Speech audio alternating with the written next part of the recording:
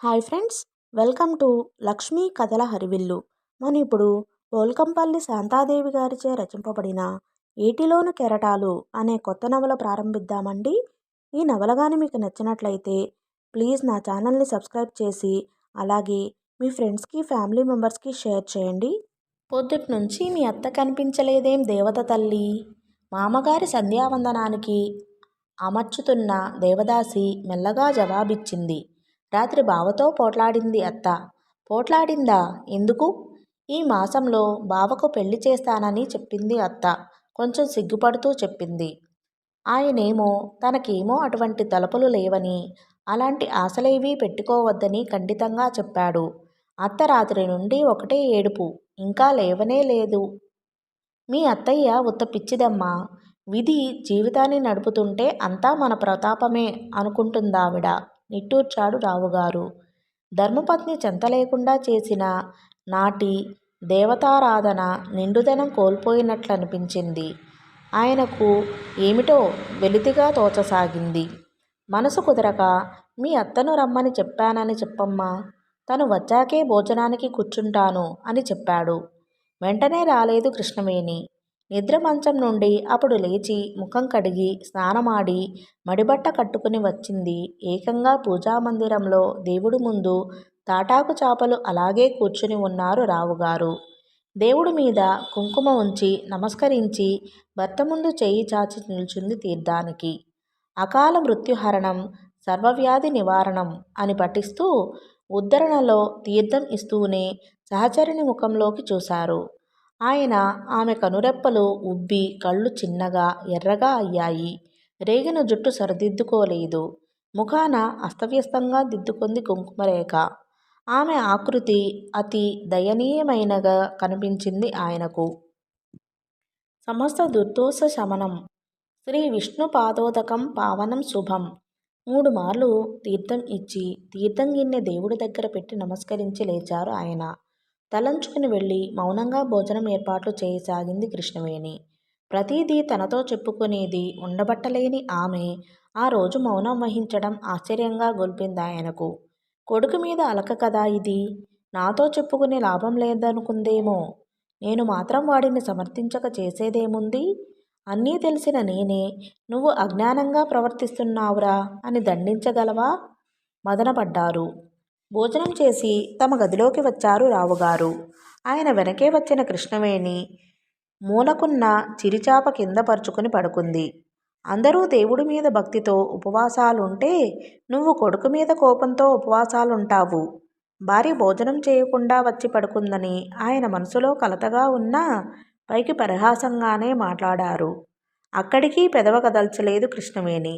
కర్మ సంచితమనే ఇంజన్కు తగిలించబడ్డ డబ్బాలీ జీవితాలు. ఇంజన్ లాగుతుంటే నిమిత్తమాత్రంగా నడిచే డబ్బాలివి. ఈ రహస్యమే గుర్తించమని నేను చెప్పేది. పూర్వ వాసనలతో నడపబడుతున్నవాడు భార్గవుడు. అతడిని నిందించి దోషమే. అసలు అతడున్నది సత్యపథంలో. జీవన మందిన దాది మరణించే వరకు మానవుడు ముక్తి సాధన జరిపిన కొన్ని జన్మ పరంపరలు కావాలని మహనీయులు చెబుతారు. వయసు ఉడికి విషయవాంఛలు వదిలాక అప్పుడు సాధించేదేముంటుంది? నన్ను చూడు. సంసార తాపత్రయంలోనే అర్ధశతం గడిచిపోయింది ఆయువులో. యువతల బ్రతికేది కొన్నాళ్ళు. బ్రతికిన జరాభారంతో రోగబాధలతో ఆ సర్వేశ్వరుని నేను కొలిచేదేమి, తరించేదేమి? అమూల్యమైన ఈ మానవ జన్మ నిరర్థకమైపోయినట్లే కదా. విషయవాంఛలు జయించలేకే కదా ఈ సంసార లంపటంలో తగులుకొన్నది. ఆ వాసనారహితుడిని బలవంతాన లంపటంలోకి ఈడ్చి పతనానికి దారి చూపడమేం బాగు? మనం తరించలేకపోయినా తరింపగోరే వాళ్లను చెడగొట్టడం పాపమే కదా. మాతృప్రేమ అన్నది నిన్ను అజ్ఞాన తిమిరంలో పడవేస్తున్నది వేణు. పుత్రుని కన్నావు గాని అతడి కష్టసుఖాలు మంచి చెడ్డలు కనలేదు కదా. ఎందుకీ దుఃఖం, అలుక, ఆగ్రహం? కృష్ణవేణి లేచి మోకాళ్ళ చుట్టూ చేతులు చుట్టి కూర్చుంది. పతి పుత్రులపై మమకారం కలిగి ఉండడం స్త్రీకి పాపం కాదనుకొంటాను. వీడు నా కొడుకు, నా కోరిక తీర్చడం వీడి ధర్మం అనుకోవడం దురాశ కాదు, అజ్ఞానం అంతకంటే కాదు. చాలాసేపు నిరుత్తరంగా కూర్చుండిపోయారు రావుగారు. మరి చేసేదేం లేదు. అతడి దోవ ఏదో అతడు చూసుకున్నాడు. ఇలాంటి వాడు మనం చస్తే తలకొరివి పెడతాడని, శ్రాద్ధకర్మలు చేస్తాడని ఏం నమ్మకం? ఎవరి పాపపుణ్యాలు వారివి. మనం చేసుకున్నవి పాపాలైతే అతడు పెట్టే పిండాలతో మనం స్వర్గవాసం చేస్తామా అనాలనుకున్నారు. కానీ ఆమె జీర్ణించుకున్న తరతరాల హైందవీ వస్త్ర సంస్కార దృక్పథంలో ఆ మాటలు సారవిహీనాలు. మౌనమే వహించారు రావుగారు. అప్పటికి అత్తయ్య బ్రతికే ఉన్నది. కాపరానికి వచ్చిన 10 ఏళ్ల వరకు నా కడుపు పండలేదు. అప్పుడు అత్తయ్య ఎంతగా పోరు పెట్టసాగింది. పిల్లల కొరకు తిరిగి పెళ్లి చేసుకోమని. మీరు ఒప్పుకోలేదు గాని అన్ని సమయాలు మనవి కాదుగా. ఏ క్షణాన మీ మనసు మారిపోతుందోనని రేయింబవళ్ళు కుమిలి కుమిలి చచ్చాను. మీరు నాకు దూరం కారాదని కోటి దేవుళ్లను ప్రార్థించాను. పున్నామ నరకం నుండి తప్పించేందుకు ఒక్క పుత్రుడినైనా ఇమ్మని కనిపించిన ప్రతి రాయికి రప్పకు మొక్కాను. ఏ గుడికి చెప్పినా ప్రదక్షిణాలు చేశాను. ఏ అమ్మ ఏ సలహా ఇచ్చినా తూచా తప్పకుండా ఆచరించాను. ఆ పిల్లలంటే ఎంత ఇది? అది సాటి స్త్రీలు వెక్కిరించినా లక్ష్యపెట్టలేదు. నా దీర్ఘ తపస్సు ప్రతిరూపం నేడింత అలక్ష్యంగా సంచరించడం నా మాతృహృదయం ఎలా సహించగలదో చెప్పండి. కృష్ణవేణి కళ్ళ నుండి జలజల కన్నీళ్లు కారసాగాయి. ఆమె దుఃఖం చూసి కదిలిపోయాడు రావుగారు. నా చేతిలో పన ఆమె దుఃఖం నివారించడం అనుకొన్నారు నిస్పృహగా. స్నానభోజనాలకు క్రిందకు వచ్చిన భార్గవరాం తిరిగి పైకి వెళ్ళిపోయాడు. అతడు తిని వెళ్ళిన ఇంగిలి పళ్ళెం తీసివేసి శుద్ధి పెట్టింది దేవదాసి. అత్తయ్య రాత్రి తినలేదు, ఇప్పుడూ తినలేదు. దేవదాసికి తినాలనిపించలేదు. కృష్ణవేణి నిరాహార దీక్ష ఇంట్లో నౌకర్లందరికీ తెలిసిపోయింది. భార్గవరాంకు తప్ప. అందరి మనసులు కలతబారాయి. తల్లిని ఉసురు పెడుతున్న కొడుకు అని భార్గవరాంనే నిరసించారు చాటుగా నౌకర్లు. కృష్ణవేణిని భోజనానికి లెమ్మని బ్రతిమలాడిపోయాడు సుబ్బయ్య.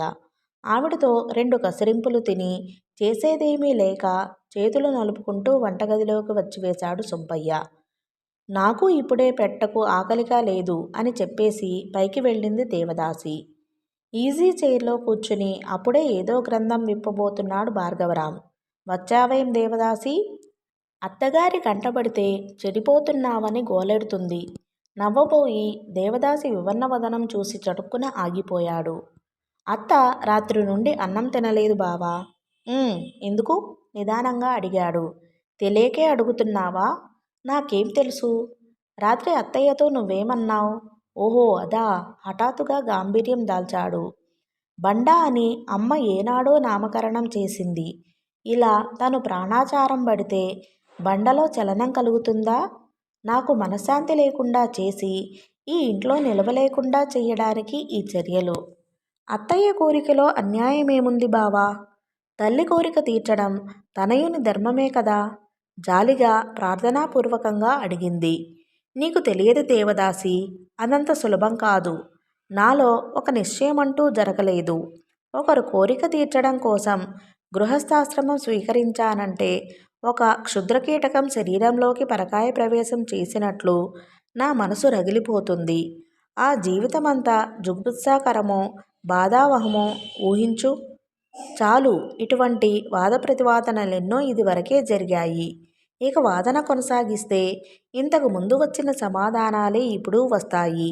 మానవత్వానికి విలువనివ్వడానికి, మాతృమమకారం గురించి, మానధర్వం గురించి బోధించడమేమిటి? కంఠశోష. నిశ్శబ్దంగా లేచి క్రిందకు వచ్చేసింది దేవదాసి.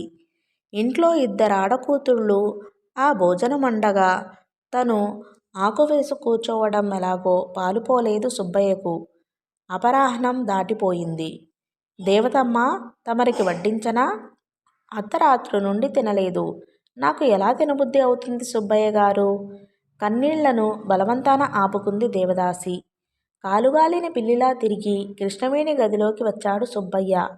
దేవతమ్మ కూడా మీకోసం తినకుండా కూర్చుందమ్మా. మీరు మాటిమాటికి వచ్చి ఊరికే విసిగించకండి సుబ్బయ్య గారు. నా మనసు బాగుండలేదు. నాకే తిండి మీద లేదు. పాపం అమ్మాయి. దాన్నిలా పిలవండి. వచ్చింది దేవదాసి. నువ్వెందుకు తినలేదే? నువ్వు రా అత్తా. నేను తిననని చెప్పలేదు. నువ్వొక దానివి నా ప్రాణానికి పడ్డావు. సుబ్బయ్య గారు, దేవతకు వడ్డించండి. వెళ్ళు. మధ్యాహ్నం దాటింది. ఆ కళ్ళు చూడు ఎలా ఎర్రబడ్డాయో. నువ్వురా. నాకక్కర్లేదని చెబుతుంటే. అయినా నాకక్కర్లేదు. వెళ్ళిపోయింది దేవదాసి. సుబ్బయ్య గారు, గోవిందస్వామికి చెప్పండి. బండి కట్టించి ఆమెను వాళ్ళ ఊరు పంపి రమ్మని. నువ్వు నాకు పోటీగా తిండి తిప్పలు మానేసి నువ్వు నా ఇంట ఉండకు. మీ ఊరు వెళ్ళిపో. సరే. తల వంచుకుని తన గదిలోకి వెళ్ళి బట్టలన్నీ పెట్టెలో సర్దుకోసాగింది దేవదాసి. సుబ్బయ్య వచ్చాడు. ఏమిటి తల్లి, ఈ మధ్యాహ్నం వేళ ఆకలి కడుపుతో వెళ్ళిపోతారా? బండి కడుతున్నారేమో చూడండి. తొందరగా కట్టమనండి. ఓ పక్క కళ్ళు తుడుచుకుంటూనే చెప్పింది దేవదాసి. చరచరా గదిలోకి వచ్చిన కృష్ణవేణి దేవదాసి చేతిలోని చీరలాగేసి, చాల్లే, మహారోసం పుట్టుక కోపమొచ్చి కసురుకుంటే ఏదో మతి చెడింది వాగుతుందని ఊరుకోక మొహం మీద కొట్టినట్లు వెళ్ళిపోవడమే అంది నవ్వుతూ నిష్ఠూరమడుతూ. ముఖం తిప్పుకుంది దేవదాసి. తిందాం పద మొండి. సుబ్బయ్య గారు, వడ్డనకు పదండి. మాట విన్నదే తడవు. సుబ్బయ్య ఉత్సాహంగా వంటగదికేసి సాగాడు. ఎన్నడూ లేనిది నాటి సాయంత్రం మేనకోడలికి జడవేయడానికి కూర్చుంది కృష్ణవేణి. దేవదాసి పెట్టుకోకుండా లోపల వేసిన జడగంటలు, రాగిణి, జడబిళ్ళ అన్నీ తెప్పించి పెట్టింది. తన చంద్రహారం తీసి కోడలి మెడలో వేసింది. తను స్వయంగా కట్టిన కదంబమాల జడలో తురిమి, ఈ బట్టలు అంత బాగా లేవు, మంచి బట్టలు వేసుకో అని చెప్పింది. ఎక్కడికైనా వెళ్ళేదుందా అత్తా? ఎక్కడికి లేదు. మరి? కోడలు బుగ్గలు ఆప్యాయంగా చేతిలోకి తీసుకుని, ఈ బంగారు బొమ్మను ముందు పెట్టి అడగాలి మీ బావను. ఇంతటి సౌందర్యాన్ని తృణీకరించగల సుకుడు కాదు వాడు అన్నది కృష్ణవేణి. చటుక్కున కృష్ణవేణి పాదాలు పట్టుకుంది దేవదాసి. నీ కాళ్ళు పట్టుకుంటానత్తా, అలా చెయ్యకు. సిగ్గుతో చచ్చిపోవాలి నేను. పిచ్చిపిల్ల, పిచ్చిపిల్ల. తేలికగా పరిహాసంగా నవ్విందావిడ. సిగ్గుపడు. మరీ అందమే పెళ్ళి అంటే సిగ్గుపడని కన్నెపిల్ల ఎక్కడే? జీవితంలో మర్చిపోకూడని అదొక మధుర ఘట్టం. కాదత్తా. ఇబ్బందిగా జాలిగా పెట్టింది ముఖం. ఆ పిల్ల చుబుకం పట్టి కుతూహలంగా ప్రశ్నించింది కృష్ణవేణి. బావ అంటే ఇష్టమే కదూ దేవి? మృదు హస్తాలలో మొగం దాచుకుంది దేవదాసి. అది కాదత్తా. కృష్ణవేణి ఆందోళనను వ్యక్తపరుస్తూ అడిగింది. ఏమిటే? అత్తయ్య మనసెందుకు నొప్పిస్తావంటూ బావను పెళ్లికి ఒప్పించడానికి ఎన్నో విధాల వాదించాను. నన్నే మనసులో పెట్టుకుని పోరానని అనుకోడు బావా? ఇంతేనా? తృప్తిగా ఊపిరి వదిలింది కృష్ణవేణి. నీ భ్రమ. అలా ఎందుకు అనుకుంటాడు? అడగత్తా. బావ ఎదుట పడలేనిక. నా ప్రార్థన కాదని నువ్వడిగావంటే చూడు, ఈరోజే మా ఊరికి పారిపోతాను. కృష్ణవేణి ఉత్సాహమంతా ఎగిరిపోయి దిగులావరించింది మనసు. సరేలే, అంతా బాగా మొదలయ్యారు నా ప్రాణానికి అని విసుక్కుంటూ అక్కడ నుండి వెళ్ళిపోయింది. కార్తీక శుద్ధ ఏకాదశి నాడు శ్రీ సత్యనారాయణ స్వామివారి వ్రతం పీటల మీద కూర్చుని నిర్విఘ్నంగా కొనసాగించారు కృష్ణవేణి దంపతులు. వ్రతానికి ఆహ్వానించబడ్డ సూర్యదేవులు సకుటుంబంగా వచ్చి 2 రోజులున్నారు. రేపు వెళ్ళిపోతామనగా ఆడబిడ్డతో దేవదాసి వివాహ ప్రస్తావన తెచ్చింది శ్రీలక్ష్మి. తిరుమలాపురం వాళ్లకు పెళ్లికి తొందర ఉన్నదట. అన్నీ కుదిరిపోతే ఈ మాఘంలోనే చెయ్యాలని కబుర్ల మీద కబుర్లు పెడుతున్నారు. ముందు పిల్లవాడి జాతకం పంపించండి. పిల్ల జాతకంతో చూపించి కుదిరితే పిల్లవాడిని వచ్చి పిల్లను చూసి పొమ్మంట అని చెప్పి పంపాము. కుదిరినా కుదరకపోయినా పిల్లను పరాయింటికి ఇవ్వాలని లేదు వదిన. సలక్షణంగా మేనల్లుడుండగా కొత్త సంబంధం కలుపుకోవడం ఎందుకు? దేవతను నీ ఇంట్లో పడేసేనా? నాకు నిశ్చింత ఏం వదినా? ఆత్రంగా అడిగింది శ్రీలక్ష్మి. నా సంగతి నీకు తెలియదేముంది శ్రీలక్ష్మి? దేవిని నా కోడల్ని చేసుకోవడం కంటే నాకు కావాల్సిందేముంది? నాకు నాదేముంది? నీ మేనల్లుడున్నాడు, అడుగు. అతన్ని ఒప్పించగలిగానంటే దేవి ఈ ఇంటి దైవందన్న మాటే అన్నది కృష్ణవేణి. భార్గవరాం వివాహానికి విముఖుడైన సంగతి, కృష్ణవేణి నిరాహార దీక్ష సంగతి ఏమీ తెలియదు శ్రీలక్ష్మికి. తెలిస్తే అసలు దేవదాసిని ఈ ఇంట వేసే ఉద్దేశమే బయటపెట్టేది కాదేమో. ఏమయ్యా, బొత్తిగా మందిలో కనిపించవు, ఇంకా ఏకాంత ప్రియత్వం వదలనట్లుంది? నవ్వుతూ భార్గవరాం గదిలో అడుగుపెట్టింది శ్రీలక్ష్మి. రా అత్తా, కొంచెం ఇబ్బందిగానే ఆహ్వానించాడు అతను.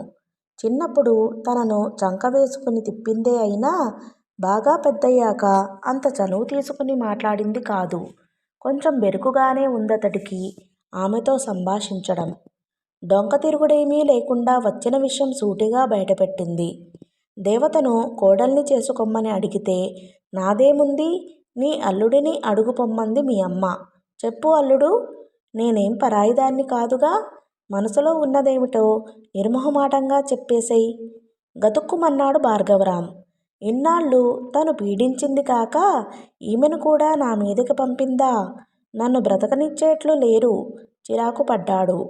అమ్మకు అన్నీ తెలుసు అత్తా, అన్నీ తెలిసి నిన్ను నాదాకా ఎలా పంపిందో ఆశ్చర్యంగా ఉంది మెల్లగా స్వరాన అన్నాడు, చూపులు మరో వంకకు తిప్పుకొని. శ్రీలక్ష్మి ముఖం వివర్ణమైంది. అన్నీ అమ్మకు తెలుసునంటే కొంపతీసి ఇదివరకే సంబంధం నిశ్చయమైపోలేదు కదా. తను చెప్పలేక కొడుకుతో చెప్పించాలనుకుందేమో. క్రిందకు దిగి వచ్చింది శ్రీలక్ష్మి. అన్నీ అమ్మకు తెలుసు, నా దగ్గరికి ఎందుకు పంపించింది? నిన్ను అంటున్నాడు నీ కొడుకు. ఏమిటి సంగతి వదినా? ముఖం కొంగులో దాచుకుని చివాలున లేచి అక్కడి నుండి వెళ్ళిపోయింది కృష్ణవేణి. ఆడబిడ్డ ప్రవర్తన అర్థం కాక నిర్ఘాంతపడిపోయింది శ్రీలక్ష్మి. వెళ్లే లోపుగా సంగతి సందర్భాలు కనుక్కోగలిగింది. రావుగారి వల్ల కొంత, గోవిందస్వామి వల్ల కొంత. ఇంత విన్న భార్గవరామును మనసు నుండి తీసివేసి తిరుమలాపురం అబ్బాయిపై ఇష్టత ఏర్పరచుకోలేకపోతున్నది శ్రీలక్ష్మి.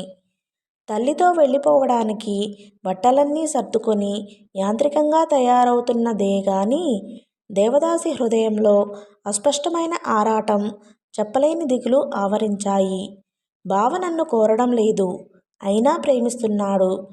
నిష్కామమైన అతడి ప్రేమే నాలో వారింపబడిని ఒక ఆకర్షణను, అనురాగాన్ని జనింపచేస్తున్నది. బావ నన్ను ప్రేమిస్తున్నంత వరకు నాలో ఈ అనురాగ వల్లరి పల్లవిస్తూనే ఉంటుంది. వెళ్ళి బావ నుండి వీడ్కోలు తీసుకొని రావాలని ఉంది. అతడి రూపు మర్చిపోకుండా హృదయంలో గాఢంగా ముద్రపడేలాగా అతడిని ఒక చూపు చూడాలని ఉంది. నిన్న తల్లి విఫలయత్నం సంగతి తెలిసింది దేవదాసికి. అతడి ఎదుటికి వెళ్ళడానికి ఇన్నాళ్ళు లేని లజ్జ ఇప్పుడు అడ్డగిస్తుంది. ఏం మాట్లాడినా చేసినా ఈరోజే. మళ్ళీ బావను చూసేది ఎప్పటికో. ధైర్యం చేయక తప్పింది కాదు. దేవదాసి వెళ్ళిపోతున్న సమాచారం అతి విచారంగా తెలియజేశాడు సుబ్బయ్య. భార్గవరాం మధ్యాహ్నం భోజనం చేస్తున్నప్పుడే. దేవతమ్మ ఇవాళ సాయంత్రం వెళ్ళిపోతుంది చిన్నబాబు. ఇల్లు చిన్నబోతుంది. ఇక ఇంట ఎందరు దాసదాసీ జనం ఉన్నా ఆడపిల్ల ఉన్న కళవేరు. పాపం కృష్ణవేణమ్మ తల్లి ఆడపిల్లలకు నోచుకోలేదు. కోడలి పిల్లనైనా తెచ్చుకుందామంటే ఆ తల్లికి ఆ అదృష్టం కూడా లేకుండా చేస్తున్నారు మీరు. ఏం వేదాంతం అబ్బిందో, అది ఎవరిని సుఖపెట్టేదో.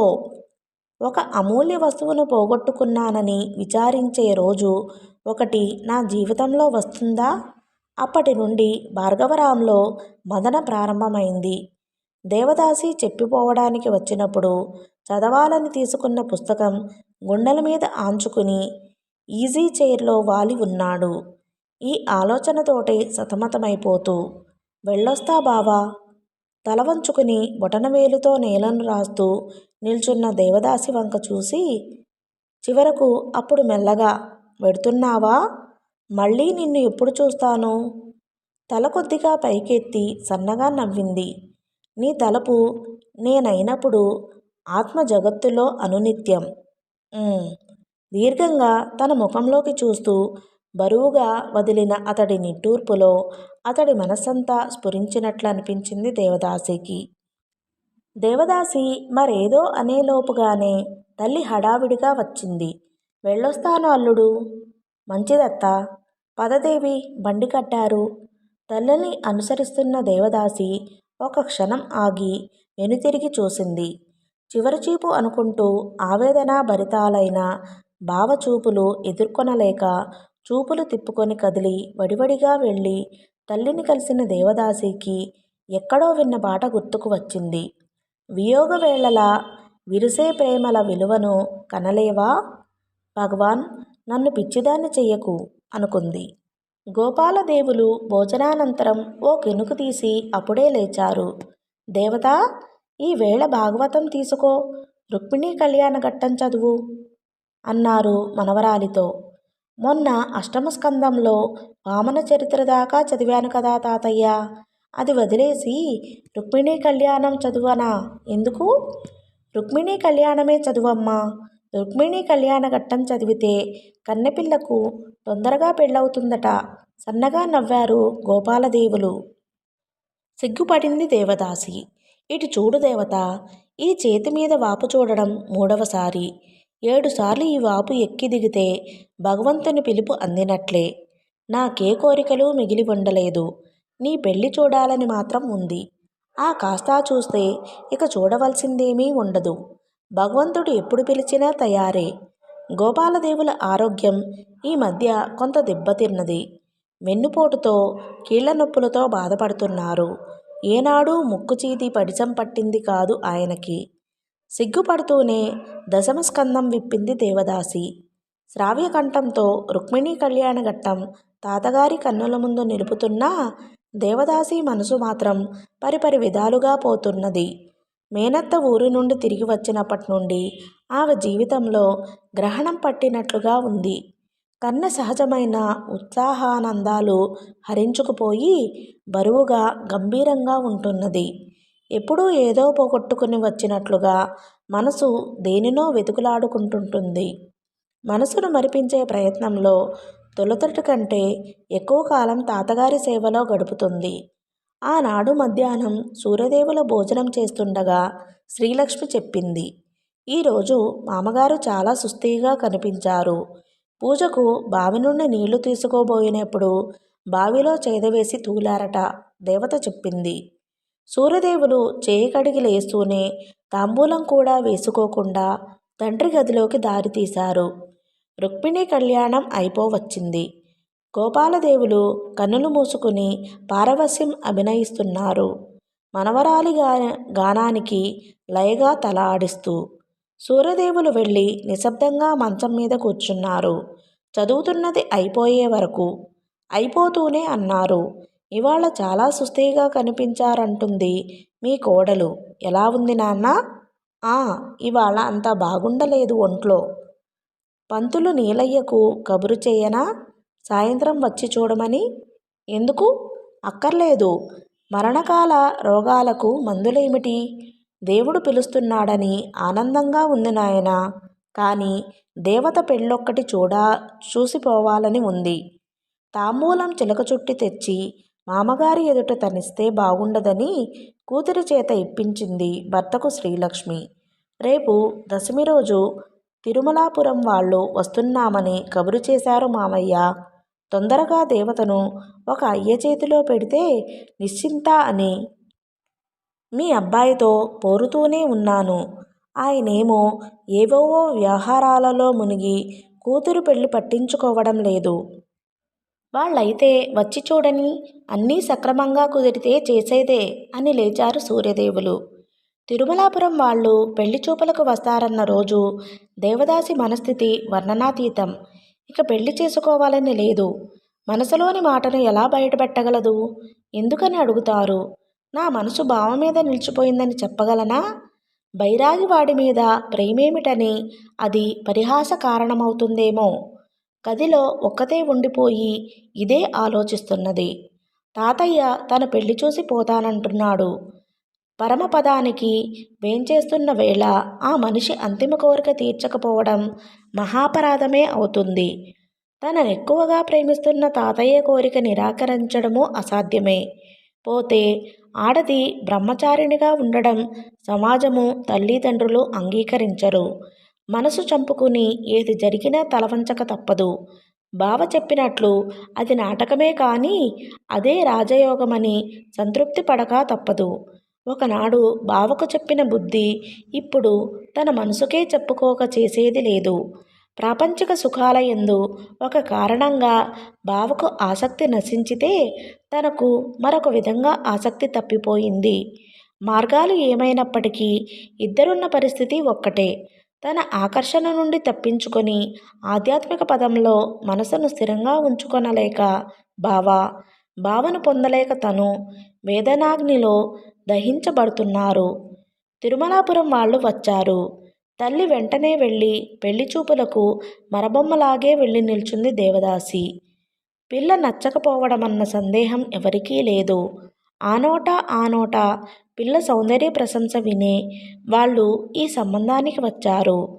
దేవదాసిని తల్లి చూచాయగా ప్రశ్నిస్తే అంగీకారమో అనంగీకారమో స్పష్టంగా తెలియకుండా మందమతి వలె తలూపి పారిపోయిందక్కడ్నుంచి ఆమె. మంచి రోజు చూసి వచ్చి తాంబూలాలు పుచ్చుకుంటామని, ఆ రోజే వివాహానికి సుముహూర్తం నిశ్చయించుకుందామని చెప్పి వెళ్ళిపోయారు పెళ్లివారు.